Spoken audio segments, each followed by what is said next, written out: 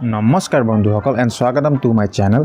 আজি আমি এইটো ভিডিঅ'ত আলোচনা কৰিম মাত্ৰ এটা মাহত 10,000 ছাবস্ক্ৰাইবাৰ বুটলিবলৈ সক্ষম হোৱা অসমৰ লোকেল ক্যাৰি মিনাতি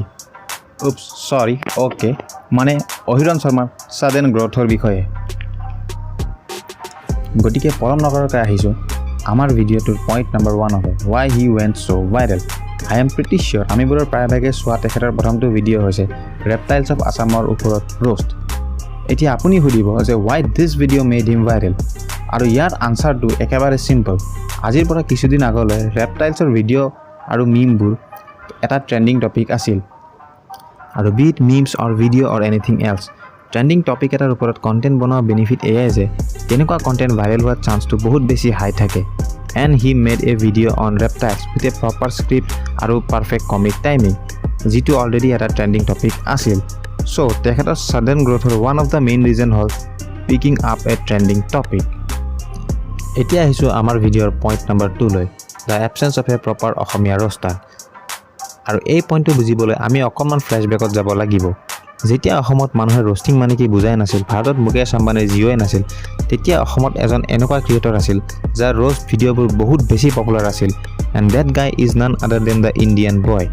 ৰোষ্টাৰ বুলি ক'লেও তেখেতৰ ভিডিঅ'বোৰ মোষ্টলি ৰিয়েকশ্যন ভিডিঅ'হে আছিল আৰু তেখেতৰ ভিডিঅ'বোৰত স্লেং ৱৰ্ড অলমষ্ট নাই বুলিয়ে ক'ব পাৰি।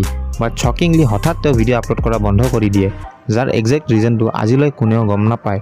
এণ্ড য়েছ, তাৰ পিছত আহে অসমত ৰোষ্টাৰৰ এক নতুন চুনামি। বিকাশ আমিন, মিষ্টাৰ ৰাজা, অসমৰ ডেকা, য'ত তেওঁলোকৰ প্ৰায়ভাগ ভিডিঅ'ই ক্লিক বেট আৰু কণ্ট্ৰভাৰ্চি হৈছে তেওঁলোকৰ ওৱান এণ্ড অনলি কণ্টেণ্ট। আৰু অসমৰ প্ৰায়ভাগ মানুহে এই ক্ৰিঞ্জ ৰোষ্টিং কমিউনিটিটো একচেপ্ট কৰিব পৰা নাছিল as they lacked good and authentic content. গতিকে আমি ক'ব পাৰোঁ যে আফটাৰ দি ইণ্ডিয়ান বয় অসমৰ ৰোষ্টিং কমিউনিটিত এটা ডাঙৰ গেপ আছিল। Who can roast properly with proper presentation and authentic content. আৰু বৰ্তমান সময়ত অহিৰণৰ কণ্টেণ্ট চাই আমি ক'ব পাৰোঁ যে he is doing very well in filling that gap. এতিয়া আহিছোঁ আমাৰ ভিডিঅ'ৰ লাষ্ট আৰু আটাইতকৈ ইম্পৰ্টেণ্ট পইণ্টটোলৈ, আৰু সেইটো হৈছে his experience in stage and YouTube.